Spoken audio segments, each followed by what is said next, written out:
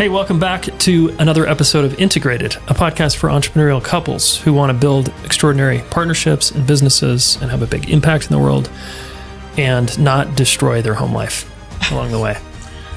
It's a high bar. It's not destroy our home life. Yeah, I mean, too many entrepreneurial types tend to do that. They blow it up at home, or they just neglect their home. Or struggle. Yeah. Yep. Fair enough. Yeah, so we're going to provide you tools and resources to help you in this area of your life. We're going to focus primarily on the relationship with each other. Your partnership. Yeah. Yes, that's where everything starts. You know, the couple is really kind of at the forefront. You're the reason the family's there. You're maybe the reason the business is even there is because of your relationship. And so everything flows downstream from there. Big time. Okay, so today we're going to talk about communication. Because, as we've said before, it's the thing everybody wants help with. And anyone who comes to see Ellen and I over many, many years says, when we ask, what's the problem? What's going on? What do you want help with? They all say communication. Yes. And we could unpack, this whole podcast could be about communication. We could do 5,000 episodes on the nuances of awesome communication. Yeah, because it's that multifaceted, it's that complicated, dealing with another human being, very complex task. Yeah. We can do it, we're good at it, we're built for it, but it's complicated. It is, especially when we're triggered and stressed. Or really involved, when we have, high stakes relationships going on. Yeah. Yeah. So specifically, we're going to talk about a lever that you can pull to solve most communication problems. Like if you could get good at this one thing we're going to talk about, it will completely change your marriage. Yeah. Like it really will. And a lot of us are just terrible in this area. I'm including myself in that because I still have so much to learn. And I teach this stuff for a living. How is it to say that? That's fine. I'm going to breathe through that. I still have stuff to learn too. I mean, I'm not always. You're not on the mountaintop? No, I'm not. I know, honey. I seem. Do you want some feedback? Great. Yeah. We both still are learning this because you're never done when it comes to understanding yourself and another person. And so there's always ongoing, like tuning in and refining and getting, and there's something new now, and something's changed now. And there's always new information to take in about the people you love, about yourself, especially as you're going through life and life events and seasons of life and all kinds of changes and world events. I mean, there's a lot that is impacting us as individuals and then in our partnerships. So there is no mountaintop when it comes to, I'm just a good communicator. You say that, it all sounds so straightforward when you say it. What? That there's no mountaintop and we're dealing with life challenges all the time that will never stop. Yeah. And yet people seem to still get married and just park their car and just walk away. And they think their marriage is supposed to work. It's really mind-boggling. It's true. There is that myth, like if you find the right person, it isn't work or it isn't. Yeah. I mean, work, people react to that word. Some people feel fine about work. Other people feel really burdened by the idea of work in their relationship. I already work so hard. Yeah. I don't want to have to work here too. But, we're talking about just being present and engaged and attentive to the people you love. That's the work. I think. Yeah. And that's hard to do sometimes. Yeah, it is hard. It's of course, because we have many distractions. We want to put the things we think we know on autopilot. And when it comes to the people we love most, we can't afford to do that. They need our ongoing presence and attention and interest. And and you need that for yourself too, because you're growing and changing as an individual. Life is happening to you. You're going through things in your body and your mind, and your spirit. And so we have to have a interest in ourselves, and that's going to help us also have an interest in others. Yeah. and deeper interest in what's going on here. And gosh, we're getting along so well. I wonder what's going so well, or we're not getting along well. I wonder what it is that we're struggling with. Having some curiosity and interest is good, but we haven't even gotten to what we're talking about today. So let's do that. We'd like to run the tape on making sure you understand what you're signing up for and the context. Context is everything. Context is big. So let's get into it though. What is this big lever that people need to pull is one way to look at it. What is the magic button they need to push to get a better result communicating? It's so funny the way you're phrasing that. Okay. Oh my God. I would think the skill we need to employ, that's how I would say it. Yeah, that's so much better. Is around responding to another's emotions first. And learning how to speak about your emotions. It's both, right? Well, yes. Like but learning. I need to be able to say I'm sad. But that requires so many things. Okay. Do you want to talk about both or just fielding someone's emotions? We got to talk about both because it goes in both directions. Yeah. But I think if people think about if my partner or kid, we're talking about attachment relationships here primarily. Mm-hmm. If one of those people comes to me with some feelings they're having, positive, negative, any range of feelings about our relationship or about something in their life, could be anything. Mm-hmm. Yeah. Coming to me with some feelings, they're expressing them to me. My job is to be, I think of it as like you're an emotional responder first. I like that. We're emotional first responders to our attachment people, the people that we're attaching to and in an attachment relationship with, partners, kids. Yeah. So that is hard for people because they go into, depending on what is happening in the relationship or what's been happening in their life. Again, there's lots of things weighing on us, pushing and pulling on us. We might, instead of being emotionally responsive first, which would sound like, oh, tell me more about that. Mm-hmm. Or it sounds like you feel, it seems like you're pretty upset, or it sounds like you feel concerned about this. Uh-huh. Tell me more. Like just like, tell me more about how you're feeling. People go into defensiveness, denial, dismissiveness, fixing, problem solving, blame. They do all kinds of things, except the thing they need to do. Except the thing they need to do, which is just to attend to the feelings that are in the person that are being brought to them. People really struggle with this. Yeah, and this starts, I just want to kind of rewind to parenting. Some of you are parents. You all were parented.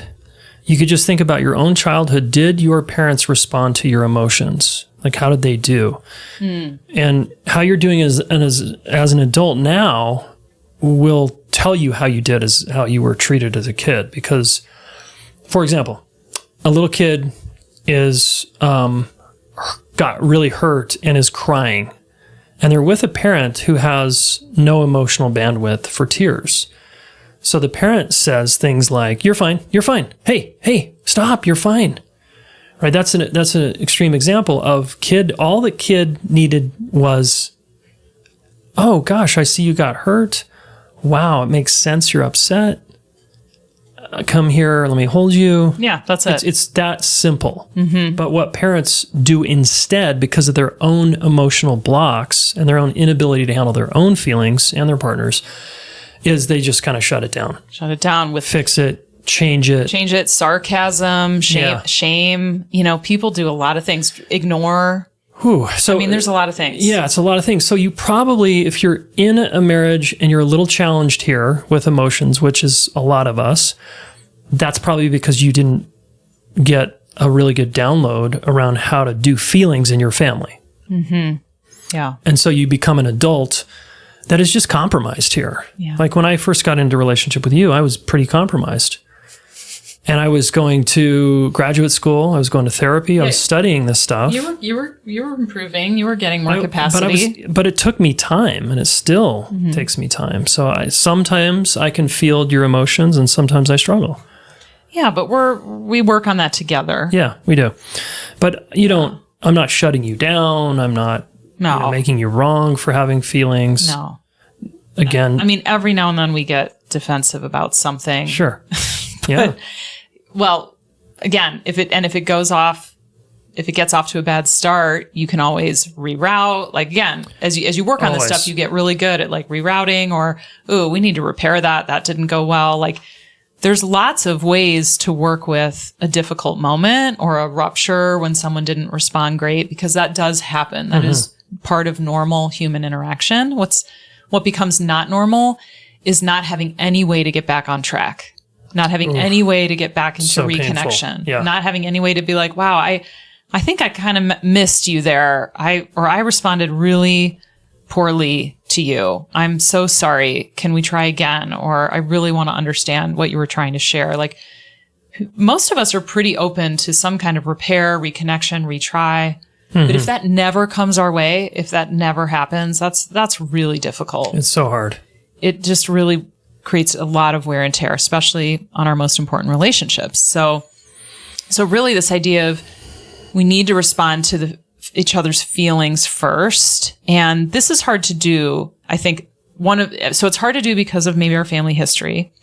It's also hard to do as partners, because what I see couples struggling with is they're navigating so much business of life. There is actually so much they're trying to figure out together. Right.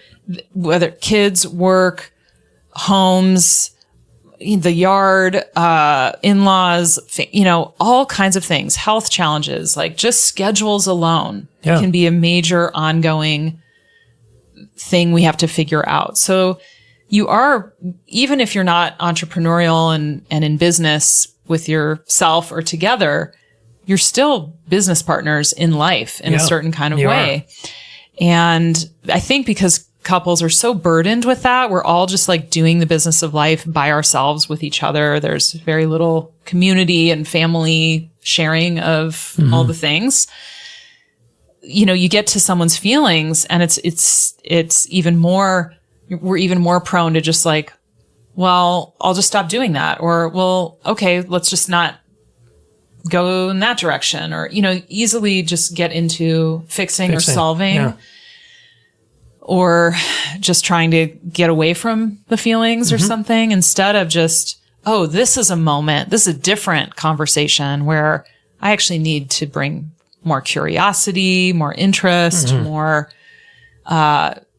really try to see if I can get a sense of how you're feeling. Because that is what our attachment people need, our partners and our kids. They need to feel our attempt and our interest in attuning emotionally to them. Yeah. And even if you're someone who doesn't feel like you have a lot of feelings or needs this, because you're a human being, you need this. You do. Like people need to know that. Yeah, it'll just help with your connection. Yeah. It helps so much. It's going to deepen it. It's going to strengthen it. And maybe you could say something about why does like emotional lubrication, why is it like glue? Oh, it's such glue. Because I'm thinking of the left brain listeners here who are like, hey, I've gotten by, 40 years not doing emotions, and I'm fine. I'm successful. My marriage is okay. We're not divorced. I'm kind of fine. I mean, I think you could have that experience. And so I'm saying there's an invitation here to have a more full human experience. Yeah. One that really includes the range of emotions we're capable of feeling. Emotional connection provides a lot of, it can be spiritually and, spiritually deep. Yeah. To connect that way with someone. It can provide a lot of meaning and connection that really gets you through difficult life experiences, to be sharing, your deeper experience with someone else. So yeah, you might be fine without going there, so to speak, or responding from a more heart-centered, a more feeling-centered place to the people you love. But I would any day say that it's only going to enhance those relationships for all the people that you love most to feel like they can come to you and connect with you around how they really feel about something. We need those safe places as humans. Like I would also say it's our nervous system is looking for the safe relationships and people in our lives to be there for us. It really relies on that for being able to come out of the sympathetic mobilization that we're in a lot of the time in the world. And so our relationships are a huge part of getting resourced and rebalanced. It's good for our physiology. It's good for our sense of connection to the ones we love most. And you don't have to go there, I suppose. But let me add to what Ellen's saying, because I want to answer my own question and add on to what you said, which is, I'm thinking of the guy here. Yeah. Left brain guy. So chances are, like I was with a couple recently where the woman has been longing to be contacted in her, to be received in her emotions, right? For years.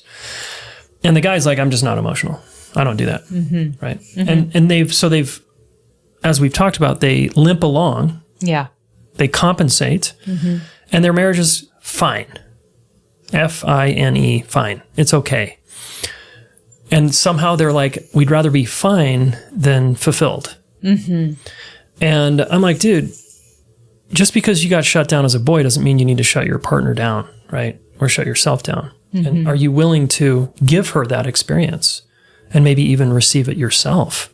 Right. Of being received around your pain or your desire, your longing.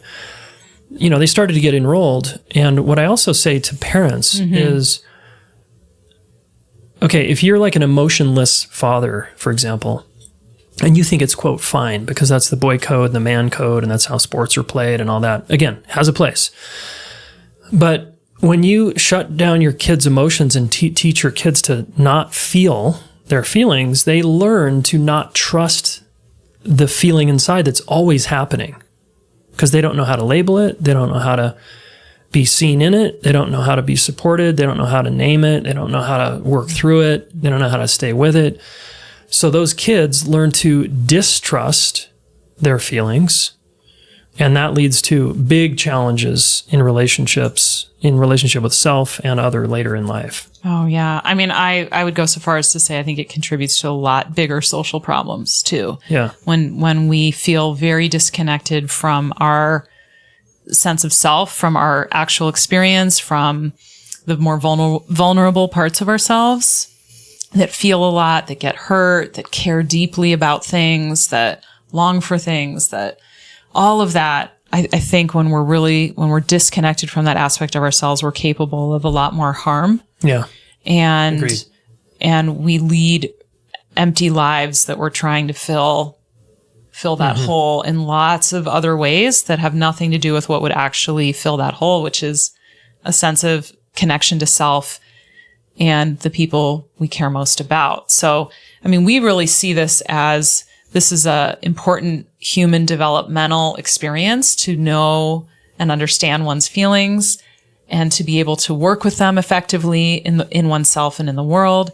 It's also a spiritual experience to be able to be connected to what is true for you in a given moment, what's true for you over time. It helps you know who you are, helps you align your life in accordance with your values based on what you care about. I mean, it's such an important aspect of being human, and I think it can direct us in such powerful, meaningful ways to be connected to our feelings. And pretty much every couple we see has a big challenge here. Yeah. And is learning how to do this better for themselves and each other. So I would say it's a huge part of partnership is being able to not just get along or not just have things in common or, whatever else, or have kids together. It's really, can we share and express and be there for each other on this deeper human level, which is this emotional level. And that is something I really believe we all can do. We may not have ever gotten to do that, but I know just from what I know about human beings and how we're put together and how we're built that we are capable of this and we long for this. Yeah. And it's good for us. It's good for our connection. For us. It's good for intimacy. Yeah. It becomes glue. Yeah. Yeah. If you can speak emotions and receive emotions well. And can I just model the speaking and then you want to model how to receive it? Sure. Let's see how we do. Yeah. Just, and this will keep it super simple. Okay. So, honey, I feel frustrated today. I'm curious what's having you feel frustrated. Nice. So she's already curious and she kind of did a sigh, which tells me she's with me. Well, I just feel stressed about work and some of my financial things going on. Yeah, you have a lot going on right now. I see that. Is there more? I mean, that's it. I don't like feeling this way. I want it to change. I'm not sure what to do. Yeah. I'm so glad you're letting me know because I want to help support you with whatever would support you. And I'm here for that. And I want to hear more. And I feel curious about, what's going on with work. And I'm here to listen or help you get some space if you need that or time with your friends. I'm just thinking of ways we can support you. Notice how that feels as you listen to Ellen field my frustration. She's really receiving me and she wants to know more and she's really here for me, right? I have a question. Did I go into ideas and solving too quick? No. Okay. That didn't bother me. Yeah. Sometimes that might, but that didn't bother me in that moment.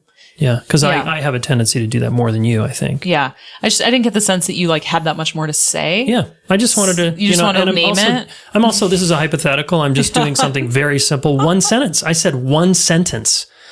Couples make this incredibly complicated. Yeah. They want the laundry list of complaints about everything, and it's very hard to follow sometimes when the just venting is going on or resentment's just coming out sideways. Or if I just respond well, why are you frustrated? You should be grateful. You don't have anything significant going on, or I don't know. Yeah. I mean, that's probably would be terrible if I. Well, why don't you say a feeling, and I'll do the typical guy response. Okay. Yeah. Let's see. So I think also there's something in when I approach you that matters that I'm going to do, which I've modeled on other things, but should we do two versions, a not very good version first and a better version second? I don't know. Okay. Let me just do what I'm going to do. Yeah, right. I don't even know what I'm going to do yet. So be like, hey, is this a good time? Do you have a few minutes? Sure. There's something I want to share with you. Yeah. Yeah. So I know you have a lot on your plate right now and you've been trying to figure out all this stuff about, your business lately. And I just wanted you to know I'm starting to feel kind of disconnected from you. And I'm noticing I'm starting to get anxious about when are we going to spend time together or, why don't we just schedule a date night? Okay. I guess we could do that. Yes. But I'm also noticing that would be nice that this is happening a lot for me. And I'm starting to get the message that you're just work is really important to you. And of course it's important, but I'm starting to feel I don't know where I fit in sometimes. And I don't know how to approach you about this. Sometimes it doesn't seem like you really want to talk or connect. You want to check out or just get work done. Yeah. Now I'm getting frustrated. I feel like you're just kind of making me, it's somehow my fault. And it's okay. I'm modeling the bad version. All right. You're doing a good job. So now notice how I still haven't fielded her emotions and her pain or what she's concern. It's just some concern. Yeah. Yeah. And so, well, I'm not trying to. And she's doing an amazing job trying to articulate. And trying she's to own. leading with empathy. She's yes. taking responsibility. She's being considerate and thoughtful. Trying to own my experience. I'm over here like, trying to fix it. Let's just go on a day night. Come on. Like, what's the big deal? And then starting to get activated that she's somehow attacking me or blaming me for all of this. Yeah. This is what a lot of us do. This is really common. And then now I'm like, oh, I gotta like, wait, I don't, I'm not saying it's your fault. I'm just saying, and then I can start to get more activated. Like, I feel like, honey, I'm just trying to bring up that like, we haven't spent much time together and we're kind of disconnected and, Yeah. So let's try to get that way. Just maybe another version, and I'll try to do a better job. This time I'll model how to respond.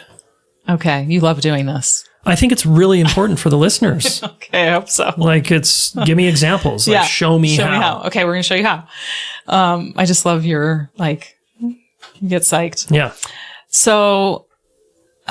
It's all theory. Honey, can I talk to you for a few minutes about something? Sure. Yeah. So, I'm just noticing I'm starting to feel kind of anxious and concerned that we haven't connected in a while. And I know you're really busy with work and you're trying to get a lot done right now.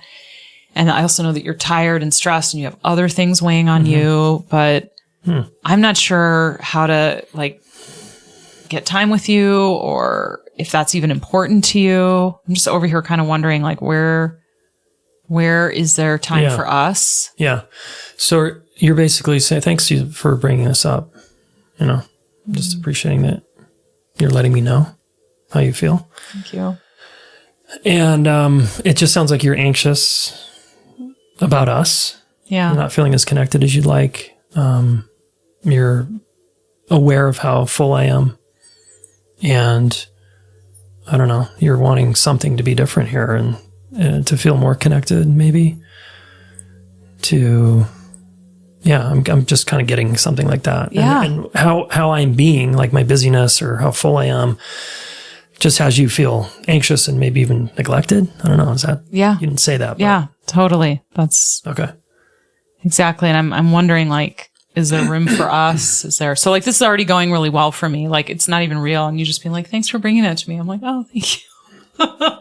If someone said, thanks for letting me know, that is so meaningful. Yeah.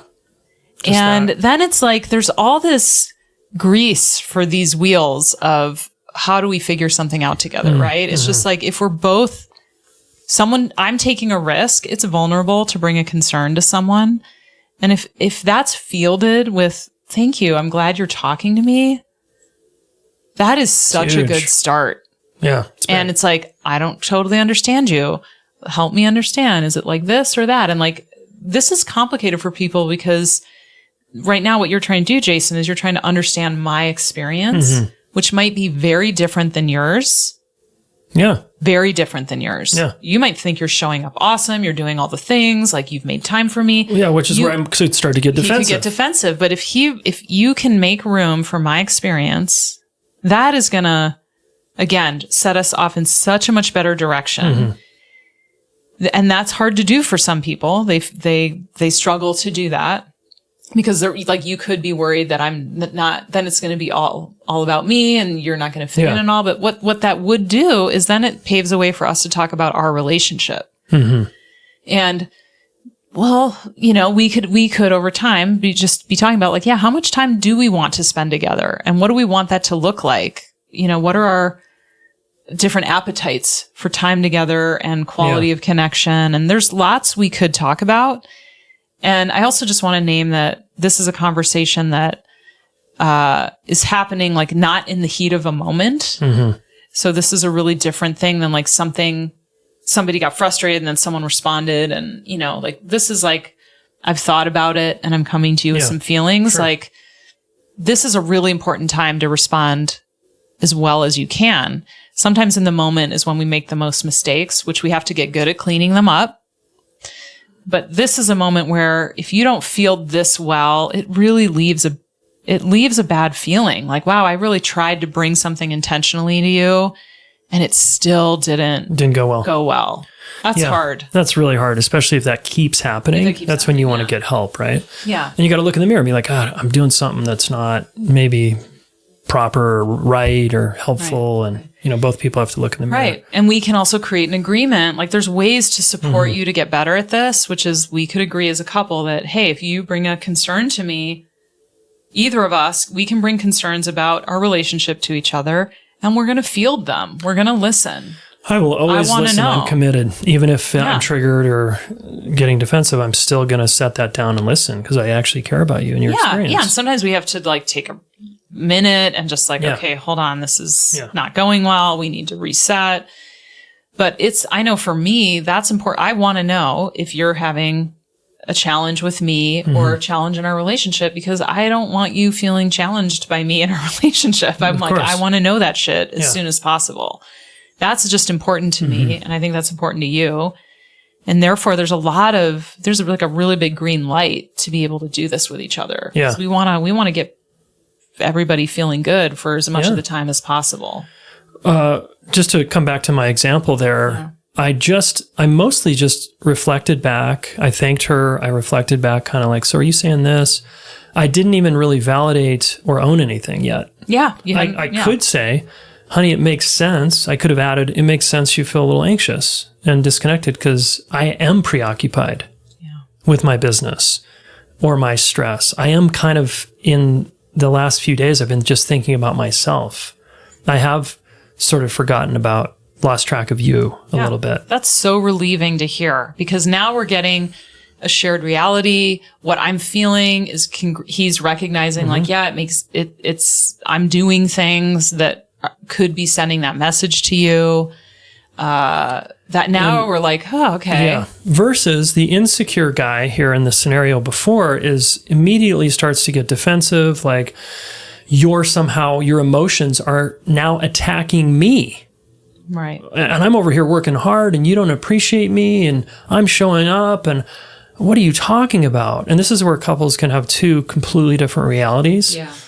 And this is where emotional maturity, knowing yourself, being willing to just set down your shield and your sword and just listen and be like, oh, whoa, it's your experience that you're feeling disconnected. Wow, I was feeling really connected. That's so interesting. Yeah. How do we make sense of that? How do we understand that? Tell me more. I mean, I want to understand versus I'm threatened and now I got to defend myself and you're somehow saying you're right and I'm wrong. I mean, that is just going to go nowhere. It's going to go nowhere. And it's not even it doesn't need to go there because that's not what's trying to even happen.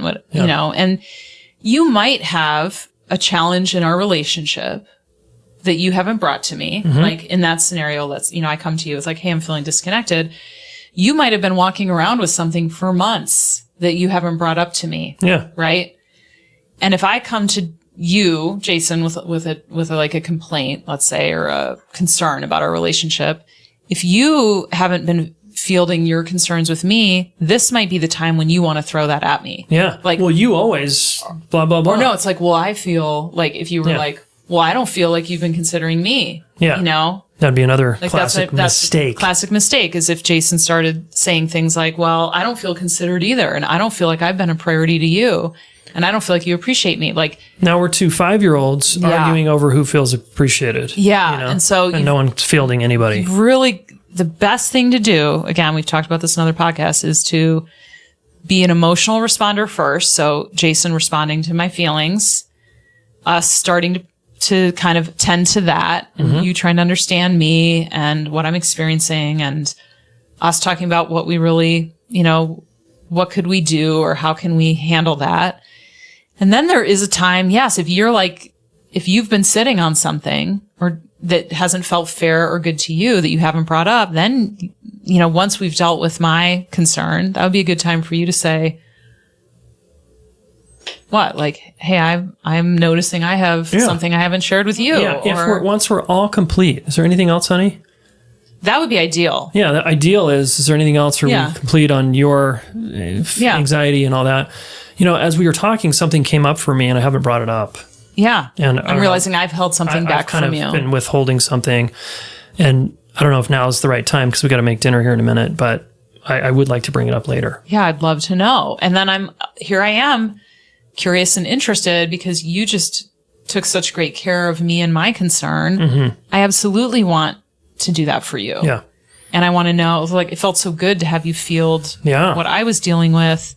Of course, I want to offer you that, and I want to know more now. And I appreciate that you took responsibility for withholding it versus, what often can happen is like, well, you're also, you're not doing that for me either. You do the same thing. And versus like, I've been holding something back and I haven't been sharing it. And that's like, okay, now it's your turn, sort of. So we're just trying to show you a couple ways this can go badly. And then, of course, the ways that it can be more productive, that, when people are trying to figure out their communication, there are a lot of skills involved. Being able to tolerate another person's experience that's very different than yours, being able to keep coming forward with concerns and advocating for yourself and your partner in the relationship. That's an ongoing practice. Yeah. Being able to own your behavior, even, you're not wrong for that, being able to hold, I'm not a bad person because I communicated to you that you weren't a priority in some way. Like, that's a complex thing to be able to hold. Yeah. Being able to, validate another person's experience, even when it's different than yours. So all this requires a lot of grown-upness. And maturity. That is something we work on with partners, and partners will say that sometimes they feel like they're being really immature. People will say that. They're like, God, I feel like we're being so immature. You are, and it's okay, but you're going to have to help each other, and you're going to have to get really oriented around making some agreements and realizing how important it is to respond to each other's feelings well. Yeah. And then together, collaboratively, kind of plotting a way forward that feels more equitable, that feels more shared, and that works for both of you. And that can take time to sort out some issues. It takes creativity. You might need some external support to get some things done in your relationship, but really, communication is multifaceted. It requires emotional intelligence, and you can learn and work on and develop that inside your partnership with two willing people. Yeah. Great. So as we wind down, notice if you're making yourself wrong because you're like, man, I am so immature and this is so hard and how am I ever going to do this? Again, the brain is plastic. You can learn this stuff. It does take time. I'm a living example of someone who's was extremely dense around emotional intelligence. Emotional constipation was what I called it. And, I'm emotionally literate now, thank God, because that helps me as a dad. It helps me as a business owner, as a leader, as a teacher, as a husband, as a friend. It helps me everywhere. Oh, yeah. It's such a good people skill to have, to be able to field people's emotions. And the place where it counts the most is at home. Yeah. And it counts at work, but it counts even more at home. And marriages break up over this simple thing here. People just don't know how to handle each other's triggers and emotions. And they don't know how to speak them. They don't know how to receive them. Yeah. And they don't have a way of coming together to even talk about how can we do this better? Yeah. How could we do this in a way that feels better to both of us? Yeah. And even that's an important conversation to be having. Yeah. So again, go back and listen to the previous episode on how to work through an argument. We reiterated some of that there. We'll do more of this, of course, and we'll do more examples because I think that's going to be really helpful for you. Okay, thanks, honey. Yeah, thank you. Thanks, y'all. And make sure to subscribe to Integrated on Spotify or Apple Podcasts.